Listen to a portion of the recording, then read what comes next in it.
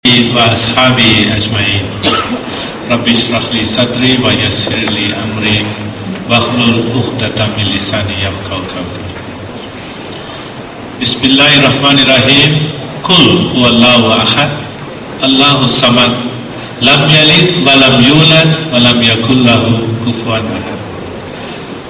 Yang berbahagia Tuan Pengerusi Majlis, merangkap Setiausaha Politik Menteri Besar Terengganu,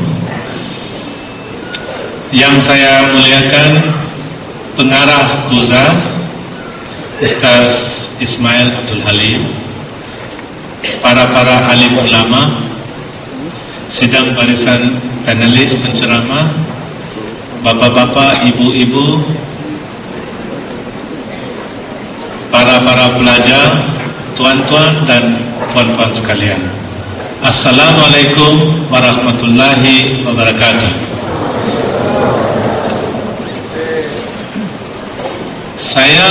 Waktu saya lahir sebagai seorang Islam, tetapi ibu bapa lah yang bawa saya ke agama Roman Catholic. Dalam agama Kristian ada macam-macam mazhab. Ada Roman Catholic, ada Methodist, ada Seventh Day Adventist, ada macam-macam lagi. Lebih kurang 20 mazhab. Yang paling tua sekali ialah Roman Catholic. Dan bapa saya waktu saya masih di sekolah, beliau selalu kata orang Kristian dapat masuk syurga 3 macam. First class, kelas pertama, itu khas untuk padri-padri lelaki. Perempuan ataupun wanita yang masuk jadi rahib tidak dapat masuk kelas pertama sebab mereka itu wanita. Dalam mazhab Roman Catholic ada juga kelas definisi. Perempuan tidak dapat first class, walaupun dia seumur hidup tidak kahwin, buat kebajikan macam Mother Teresa. Kalau mereka meninggal masuk syurga second class, kelas kedua.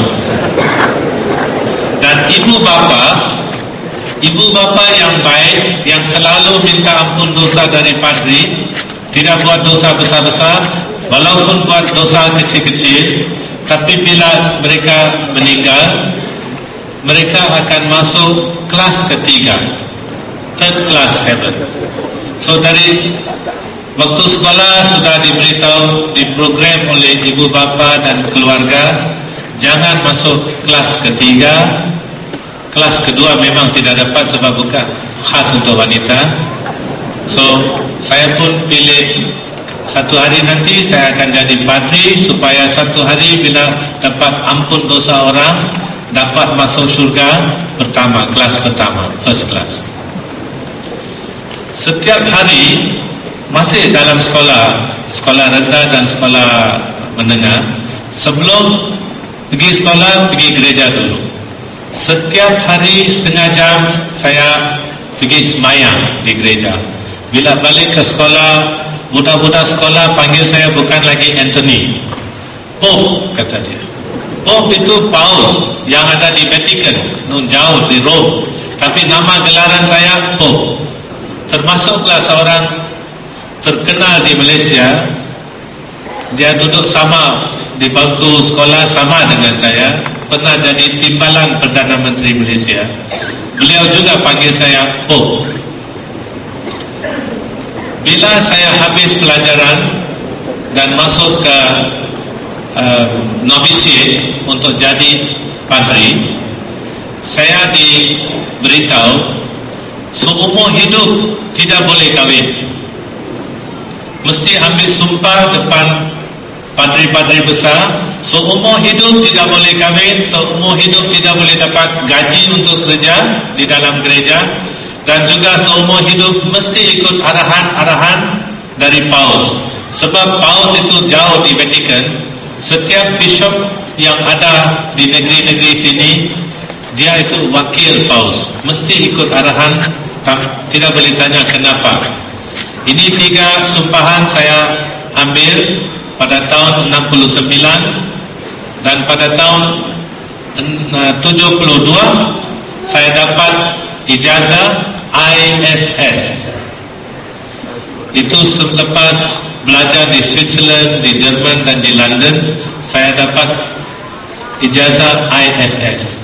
Orang lain yang belajar di Malaysia mau jadi padri, dia boleh ampun dosa lebih kurang kalau dia belajar di Pulau Pinang, dia boleh ampun dosa-dosa orang-orang di Pulau Pinang, di Kedah, Perlis, Kelantan, Perak. Kalau di Sarawak, dia boleh ampun dosa orang-orang di Sarawak. Saya diberi peluang waktu saya belajar di Cologne oleh Kardinal. Kardinal itu satu dari orang-orang yang akan satu hari nanti dipilih jadi paus. Kardinal Höfner, selepas dia semak result dari theological studies, bila dia tengok semua grade A, dulu memang saya pandai, sekarang sudah tua sikit ya. So saya memang dapat A. Orang Jerman pun kalah. Kalau mereka belajar dengan saya, mereka juga lupa, ada lupa canon law ke apa. Saya boleh hafal, itu memang dari dulu. So dapat ijazah IFS. IFS arti International Forgiver of Sin. Tidak ada negeri-negeri yang saya tidak boleh ampun. Semua orang manusia boleh diampun. Termasuklah kadang-kadang saya pergi waktu hari rehat ke kubur-kubur orang-orang Islam, orang-orang Kristian. Orang-orang Kristian datang jumpa saya minta ampun dosa, bukan saja untuk diri sendiri, untuk orang-orang yang sudah masuk dalam kubur. Orang mati pun saya boleh ampun dosa. Tidak masuk akal. Dan itu bukan free. Dalam dunia ini tidak ada apa-apa yang dibuat free. Walaupun ambil sumpah seumur hidup tidak mau gaji, mereka juga beri. Bukan 100, 200, kadang-kadang beribu-ribu. Saya kata tidak mau, tapi dia kata masuk kocek. Sebab itu kocek-kocek padri semua besar-besar. Saya tidak perlu buat banyak kerja. Memang saya tidak pandai kerja dulu. Saya buat macam itu saja. Ego te absolvo in nomine Patris et Filii et Spiritus Sancti. Itu saja. Mereka percaya semua dosa, dosa besar, dosa kecil, dosa orang mati, semua diampun. Dan sebagai tanda terima kasih, mereka hulurkan wang. Wang itu sebab saya sudah ambil sumpah seumur hidup tidak boleh ada pegang harta, beri kepada superior ataupun orang-orang atasan. Apa dia buat dengan wang saya tidak tahu. Cuma saya dapat cukup makan, cukup minum. Arak tidak boleh diminum. Sebagai padri tidak boleh minum arak, tidak boleh rokok, tidak boleh kahwin, tidak ada girlfriend. Kalau sesabda missionary, padri yang sudah ambil sumpah seumur hidup tidak boleh kahwin, tidak kahwin. Kalau dia berapat dengan wanita, terus dibuang dari monastery. Itu begitu strict mazhab Roman Catholic. So satu hari saya fikir di Jerman, waktu saya di sana, waktu saya doa, banyak orang rakan-rakan saya di Malaysia yang salat 5 waktu tidak miss. Bulan Ramadan 30 hari dia puasa. Bukan macam orang Kristian. Orang Kristian bila dia puasa, macam contoh, setiap pagi makan 2 keping roti canai dengan 1 teh tarik besar. Kalau puasa, 1 roti canai setengah gelas teh tarik pun puasa juga.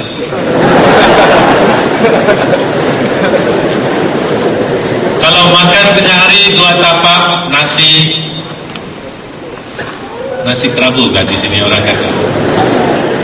Kalau makan 2 tapak, saya memang suka nasi kerabu. Sebab itu saya selalu suka datang ke Semenanjung sini. 2 tapak, kalau dia puasa orang Kristian boleh makan 1 tapak. Dan boleh minum air mineral bila-bila masa, 24 jam boleh minum, tidak batal puasa. Cuma kopi tidak boleh minum. Dan malam orang Kristian kalau dia puasa waktu petang boleh makan setengah. Kalau selalu makan satu tapak penuh, setengah tapak. Itu cara orang-orang Kristian puasa. Saya fikir tuan-tuan dan puan-puan sekalian, kalau disuruh puasa macam orang Kristian, saya fikir 365 hari dalam satu tahun pun tidak ada masalah.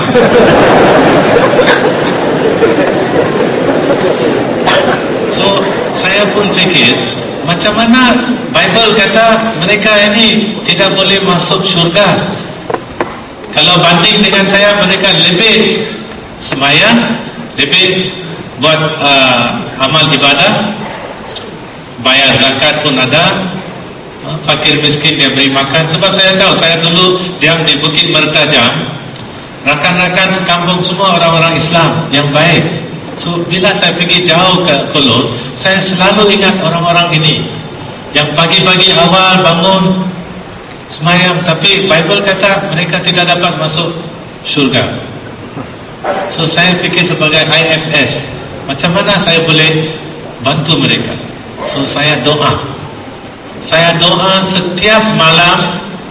Bila padri-padri lain sudah masuk tidur di dalam bilik, saya pergi ke gereja, ke chapel, doa dan minta Tuhan tunjuk jalan yang betul. Sebab saya kesian mereka. Saya dapat, insyaAllah saya fikir waktu itu saya dapat kelas pertama. Ini kelas ketiga pun tidak dapat. Ini saya sedih, sangat sedih. Dan saya minta Tuhan tunjuk jalan supaya mereka yang ada di dalam kegelapan, sebab saya fikir saya ada cahaya, mereka dalam kegelapan. Tunjuk jalan yang betul supaya orang-orang ini yang ada di dalam kegelapan dapatlah cahaya. Kadang-kadang saya, tuan-tuan dan puan-puan sekalian, saya minta Tuhan, saya nangis. Saya betul-betul nangis. Sebab saya fikir saya ada semua yang saya mau, saya sudah ada. Mereka ini semua bagus, orang-orang yang baik. Bukan macam sekarang kami dengar tentang AIDS lah, dada. Dulu-dulu waktu saya